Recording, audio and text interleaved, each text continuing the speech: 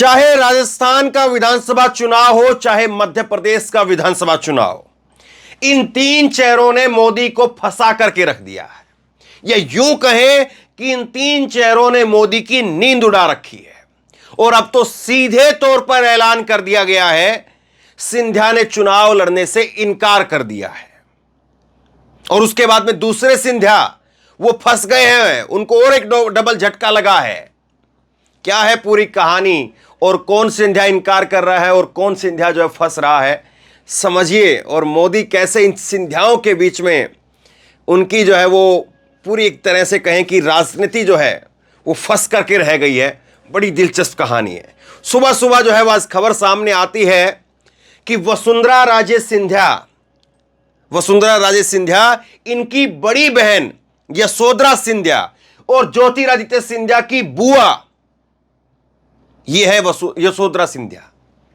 इस तस्वीर में आपको वसुंधरा सिंधिया दिखाई दे रही हैं। वसुंधरा राजे सिंधिया जो कि राजस्थान की पूर्व सीएम रह चुकी है, अब नरेंद्र मोदी के साथ में इस वक्त में बड़ा जबरदस्त जो है वो इनका वहां पर जो है 36 का आंकड़ा चल रहा है, ये बताया जाता है। उसके बाद में ये है वसुंधरा राजे सिंधिया की बड़ी बहन है। अब दोनों बहन को अगर दूर से आप देखेंगे तो फिर पता कम चल पाता है कि कौन जो है वो वसुंधरा बैठी है कि या यशोधरा बैठी। दोनों का बॉडी लैंग्वेज इतना मिलता जुलता है। और यही जो है वो ज्योतिरादित्य सिंधिया की बुआ है। अब यहां पर यशोधरा सिंधिया ने जो है वो इनकार कर दिया है। यशोधरा राजे ने विधानसभा चुनाव नहीं लड़ने का ऐलान किया। बताइए वजह। अब वजह क्या बताई है मैं आपको आगे बताता हूं, लेकिन जो वजह बताई है ना वो वजह मालूम नहीं पड़ती है। अब इसके बाद में ये बुआ के चुनाव लड़ने के इनकार के बाद में फंस गए कौन है? भतीजे सिंधिया। ये यहां पर जो है ज्योतिरादित्य सिंधिया वो फंस गए हैं। और वो किस तरह से फंस गए हैं? वो इस तरह से फंस गए हैं कि जहां से शिवपुरी से ये लड़ती रही, कद्दावर नेता रही और आज तक कभी नहीं आ रही हैं। सिंधिया परिवार के अंदर जो है वो इकलौती ऐसी नेता है यशोधरा जो कभी नहीं आ रही, आज तक कोई चुनाव नहीं आ रही है। और उन्होंने इनकार कर दिया है। उल्टा जो है वो वसुंधरा राजे सिंधिया चुनाव हार चुकी हैं। ये ज्योतिरादित्य सिंधिया तो अभी 2019 में हारे, लेकिन यशोधरा सिंधिया जो है आज तक कभी चुनाव नहीं आ रही। चाहे लोकसभा में उतारा तो लोकसभा में जीती, विधानसभा में उतारा तो विधानसभा में जीती, मंत्री भी है, लेकिन कभी चुनाव हारी नहीं। अब सबसे बड़ी मुसीबत जो है वो सिंधिया यानी ज्योतिरादित्य के ऊपर आन पड़ी है। और वो इसलिए कि यशोधरा ने मना कर दिया है, तो शिवपुरी से अब एक बड़ा चेहरा जो है वो नरेंद्र मोदी चाहेंगे कि एक बड़े चेहरे को उतारा जाए। क्योंकि शिवपुरी से अगर बड़ा चेहरा नहीं उतारा तो गुनाह से तो यहां पर जो है सिंधिया फंसे ही हुए हैं, शिवपुरी भी फंस जाएगी। और शिवपुरी के अंदर जो है इनको उतारते हैं तो शिवपुरी में बीजेपी कांग्रेस के जितने भी नेता वहां पर मौजूद बड़े नेता थे, जो यहां पर जो है वो इनके साथ में चले गए थे, कुछ नेता ज्योतिरादित्य सिंधिया के साथ में, वो सारे वापसी कांग्रेस में जा चुके हैं। आगे दिखाता हूं मैं आपको। अब मुसीबत इनकी यह है कि ये चुनाव कैसे लड़ेंगे। नीचे कार्यकर्ता जो चुनाव लड़वाता है, नीचे जो नेता जो चुनाव लड़वाते हैं वही नहीं है। ऊपर जो है मोदी का चेहरा नहीं चल रहा है। उसके बाद में जो है वो शिवराज सिंह चौहान का चेहरा जो है वो खुद ये मानने के लिए तैयार नहीं होंगे। और इनके चेहरे पर तो ये खुद अपना चुनाव हार गए थे राज्यसभा में, बीजेपी की मदद से गए, फिर बीजेपी ने इनको भेजा राज्यसभा में।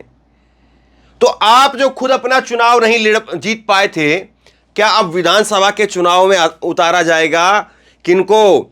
श्रीमंत ज्योतिरादित्य सिंधिया जो कि राज्यसभा के सांसद हैं। राज्यसभा जिसको एल्डर हाउस कहा जाता है, वहां से किसी नेता को उठा करके विधानसभा के चुनाव में डाला जाएगा क्या? यह भी बड़ा दिलचस्प है। अब मैं जरा पहले आपको यशोधरा का थोड़ा सा गणित बताता हूं कि यशोधरा राजे सिंधिया हैं कौन। यशोधरा राजे सिंधिया जो है शिवराज की कैबिनेट में उद्योग एवं खेल विभाग की मंत्री है मौजूदा समय के अंदर। वह 4 बार 1998 में, 2003 में, 2013 में, 2018 से शिवपुरी विधानसभा क्षेत्र से भाजपा की विधायक रही। 4 बार की विधायक है। वह 2007 में हुए उपचुनाव में और 2009 में लोकसभा ग्वालियर सीट से सांसद रही। 2 बार की सांसद भी जीती है। इसके बाद 2009 में 14वीं लोकसभा के लिए ग्वालियर सीट से संसदीय क्षेत्र जो है वो सांसद जो है फिर से चुनी गई, यानी करीब 4 बार की जो है वो विधायक हो गई और 3 बार की सांसद। यशोधरा राजे सिंधिया स्वर्गीय राजमाता विजय राजे सिंधिया की सबसे छोटी बेटी है और केंद्रीय मंत्री ज्योतिरादित्य सिंधिया की सगी बुआ है। यशोधरा का शिवपुरी और आसपास के क्षेत्र में काफी प्रभाव माना जाता है, बड़े लंबा चौड़ा जो है इनका परिवार है वो, और बहुत लंबा चौड़ा जो है इनके परिवार का जो है वहां पर वजूद रहा। लेकिन धीरे धीरे कहते हैं ना कि हर सिक्का घिस जाता है, और धीरे धीरे जो है वो अब इनका सिक्का भी इनको लग रहा है कि घिस गया है, या दूसरा इनको जो है ये कहीं से डर था कि कहीं ऐसा ना हो कि नरेंद्र मोदी मेरी टिकट काट दें, क्योंकि अभी जो 78 जो इन्होंने टिकटें घोषित की हैं उसके अंदर से जो 3 सीटिंग जो विधायक थे उनकी टिकटें काट दी गई, ऐसी खबरें निकल करके सामने आई। अब उसके बाद में यशोधरा राजे सिंधिया को हो सकता है कि ये भी डर लग रहा हो कि कहीं वो उन्हीं की टिकट ना काट दें। अब जाहिर सी बात है, जो इतनी कद्दावर नेता रही है, जो 3 बार की सांसद, 4 बार की विधायक, मंत्री, ऐसी नेता, और उसकी टिकट कट जाए तो, और फिर वैसे भी जो है सिंधिया परिवार जो है वो राजघराने का परिवार रहा है, तो आत्मसम्मान के साथ भी जो है वो समझौता नहीं कर सकते हैं, तो ऐसे में पहले ही छोड़ दिया कि जाओ। लेकिन अब फंसेगा कौन मैं आपको आगे बताऊंगा। लेकिन अब जो राजनीतिक जानकार है उनकी माने तो यशोधरा राजे सिंधिया का टिकट कटना तय माना जा रहा था। यही कारण है कि उन्होंने टिकट कटने से पहले ही चुनाव न लड़ने का ऐलान कर दिया। उन्होंने केंद्रीय और प्रदेश नेतृत्व को बता दिया कि वो 4 बार कोविड का शिकार हो चुकी है, शारीरिक तौर पर इस समय दौड़ धूप करने की हालत में नहीं है। चुनाव के समय लगातार जनसंपर्क और ज़्यादा एक्टिविटी से परेशानी बढ़ सकती है, इस कारण वे चुनाव न लड़ करके फिलहाल 5-6 महीने आराम करना चाहती है। अब राजनीति के अंदर आप जानते हैं कि जहां पर टिकट उसी को मिलती है जो जीतने की संभावना रखता हो, या टिकट उसको दी जाती है जो जीत करके निकाल सकता हो। तो अगर जीतने की संभावना होती या ये खुद लड़ना चाहती तो भैया ये तो हर कोई जानता है कि राजनीति में कितने जो है वो पॉलिटिकल एक्टिविटी चाहिए या नहीं चाहिए। लोग जेल में बैठे बैठे चुनाव जीत जाते हैं, हमने देखा है। उनका प्रचार कौन करता है बताइए आप? तो लोग घरों में भी बैठे बैठे चुनाव जीत जाते हैं, लोग हॉस्पिटल में एडमिट जो है रहते हैं और चुनाव जीत जाते हैं। तो ये चुनाव लड़ना नहीं चाहती थी, चुनाव लड़ने से इनको ऊपर से किसी ने मना किया, बहुत सारी बातें हैं। अब कुछ पत्रकारों ने क्या कहा है मैं आपको दिखाता हूं। शकील अख्तर लिखते हैं कि पिछले कुछ दिनों से ही शिवपुरी में 3 बड़े भाजपा नेता राकेश गुप्ता, बैजनाथ यादव, रघुनाथ सिंह धाकड़ कांग्रेस में आए। जब राकेश गुप्ता आए थे तो यशोधरा राजे सिंधिया ने कहा था कि इनका परिवार शिवपुरी का बहुत प्रतिष्ठित परिवार है। तभी संकेत मिल गए थे कि यशोधरा अब रिस्क नहीं लेंगी। अंशुमान ने लिखा है, शिवपुरी से सिंधिया परिवार के कई करीबियों ने हाल के दिनों में कांग्रेसी ज्वाइन कर लिया। ऐसे में यशोधरा राजे की जीत डगमगाती हुई बताई जा रही थी। अब उनके चुनाव नहीं लड़ने के ऐलान के बाद तय हो गया था कि इस बार भाजपा वहां बड़ा चेहरा देने की तैयारी में है। एक सीट की लड़ाई होगी। ये जो आखिरी लाइन है इसमें बहुत कुछ छिपा हुआ है। सिंधिया परिवार में सिर्फ 2 ही लोग ऐसे रहे जो कभी चुनाव नहीं हारे, भाई माधवराव जिनकी कल पुण्यतिथि है और बहन यशोधरा राजे जिन्होंने आज चुनाव लड़ने से इनकार कर दिया। विजया राजे सिंधिया रायबरेली से इंदिरा गांधी के खिलाफ चुनाव हारी। बाकी ज्योतिरादित्य और वसुंधरा भी चुनाव हार चुके हैं। तो ये जो आखिरी लाइन है ये फंसा रही है कि भाजपा वहां पर बड़ा चेहरा देने की अब जो है वो जुगत में लग गई है और भाजपा को बड़ा चेहरा उतारना पड़ेगा। और बड़ा चेहरा कोई नहीं हो सकता है दूसरा सिवाय इस चेहरे के दूसरा बड़ा चेहरा जो है वो हो ही नहीं सकता है ज्योतिरादित्य सिंधिया के। और यकीनी तौर पर बुआ भी यही चाहेगी कि भतीजा ही आए। बुआ भी जो है भतीजे के लिए ही सीट खाली कर सकती है, और किसी के लिए तो राजघराने परिवार की एक तरह से सीट मानी जाती है। राजघराने परिवार के ऊपर अगर कोई और आएगा तो फिर राजघराने परिवार से ही आएगा। लेकिन राजघराने अब कहां रहे साहब? अब तो सिंधिया पहले ही धूल चाट चुके हैं। 2019 में सिंधिया को धूल चटा दी गई और सिंधिया ने धूल चाटी, और धूल चाटने के बाद जो है वो एहसास हुआ कि सब कुछ खत्म हो चुका है। फिर वो अपने कुछ विधायकों को लेकर के भाजपा में गए और भाजपा ने उनको राज्यसभा में भेजा और वही भाजपा अब राज्यसभा से उठा करके विधानसभा में लेकर के आ रही है। सोचिए, ये वही सिंधिया है जो कभी 25-30 सीटों के ऊपर नाम लिख करके सोनिया गांधी के दफ्तर में भेज देते थे और सोनिया गांधी के दफ्तर से उन 25-30 नामों के ऊपर टिक लग करके वापस आ जाता था। लेकिन आज इन्हीं के नाम पर टिक लग सकता है, ये बड़ी खबर मैं आपको बता रहा हूं। और इनके नाम पर टिकट लग रहा है तो समझ लिए कि क्या हालत हो गई है।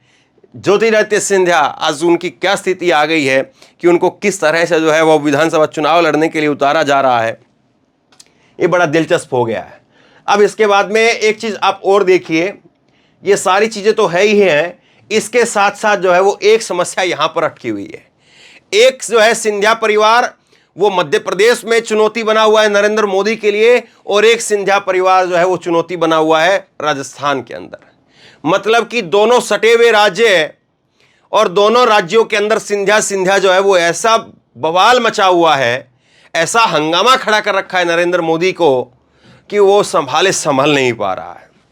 और अमित शाह जो है वो इस पूरे प्रकरण में जो है वो बताया जा रहा है कि उनका भी कहीं पर कोई किसी प्रकार से कोई जो पैतरा है वो काम नहीं आ रहा है, क्योंकि वसुंधरा राजे सिंधिया को मनाने के लिए बताया जाता है कि नड्डा को लेकर के जो है वो अमित शाह पहुंचे थे, लेकिन मना नहीं पाए, खाली हाथ वहां से आना पड़ा। और अभी भी वसुंधरा जो है वो कुछ भी कहें वो मूड में अभी जो है वो दिखाई नहीं दे रही है। और वसुंधरा का मूड में ना होना मतलब कि सीधे सीधे 60 सीटें आप मान करके चलिए जिनके ऊपर बीजेपी फंस जाएगी। तो पूरा गणित अगर आप देखेंगे, पूरा गणित अगर आप समझेंगे तो फिर बहुत कुछ जो है समझ में आएगा। और ये जो चीजें निकल करके सामने आ रही है, मैं पहली तस्वीर पर फिर से आऊंगा, क्या वाकई माहौल ऐसा है कि बीजेपी की जो जीत है वो सुनिश्चित नहीं है? क्योंकि अगर माहौल ऐसा होता कि बीजेपी की जबरदस्त लहर है, बीजेपी के नाम पर केवल वोट पड़ रहा है, कभी रहा ऐसा ही कि कैंडिडेट से कोई मतलब ही नहीं था, केवल जो है वो नरेंद्र मोदी के नाम पर वोट पड़ गया और लोगों को बाद में पता चलता था कि सांसद कौन है, विधायक कौन है। तो जो ऐसे चेहरे जिनकी तो अपनी एक पहचान रही है, जो सालों तक राजनीति में रहे हैं, सालों तक जो है वो विधायक सांसद रहे हैं, ऐसे चेहरे भी अब फंस गए हैं क्या? और अगर ऐसे चेहरे फंसे हुए हैं तो जिनकी विचारों की कुछ पहचान नहीं है, कुछ वजूद नहीं है, उनको वोट कौन देगा? यह सवाल अपने आप में सबसे बड़ा है। अगर यहां पर जो है वो यशोधरा को भी लगता है कि उनकी जीत इसलिए संभव नहीं है क्योंकि नीचे का जो कैडर था वो सारा कांग्रेस में जा चुका है, तो इसके बाद में अगर ज्योतिरादित्य सिंधिया को भी उतारा जाता है तो फिर वो क्या कर लेंगे?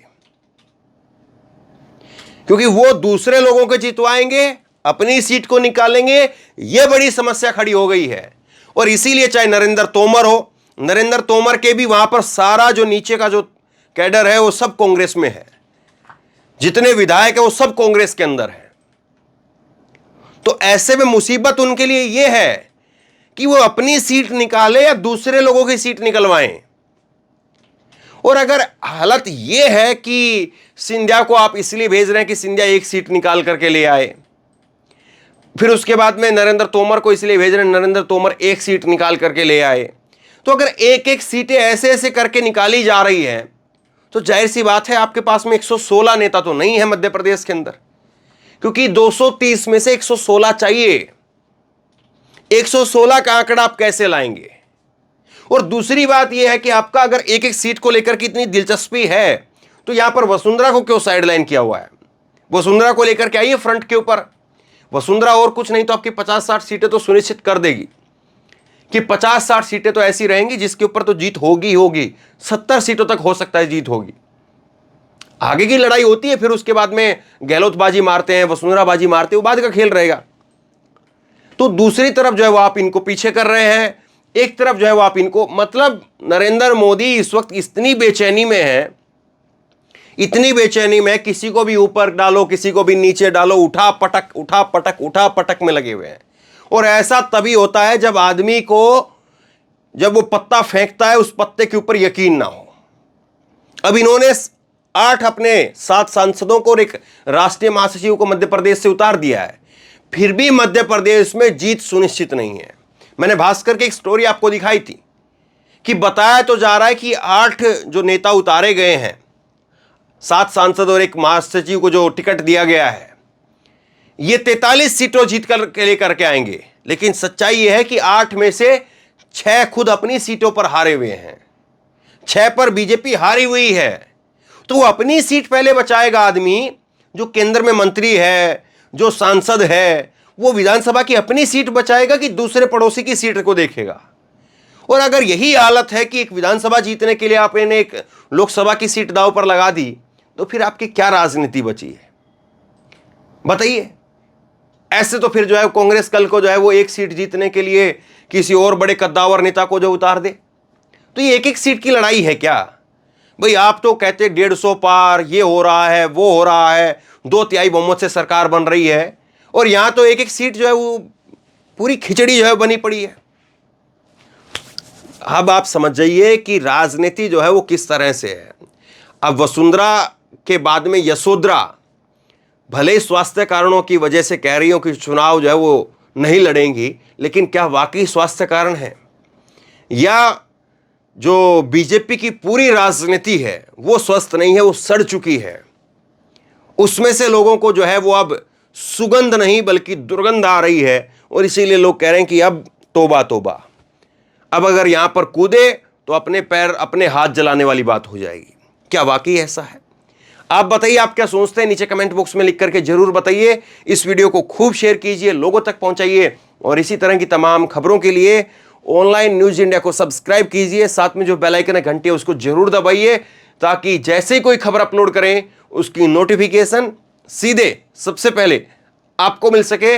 और अगर ये वीडियो फेसबुक पर देख रहे हैं तो फेसबुक पर हमारे पेज को लाइक कीजिए, फॉलो कीजिए और इस खबर को शेयर कीजिए। धन्यवाद।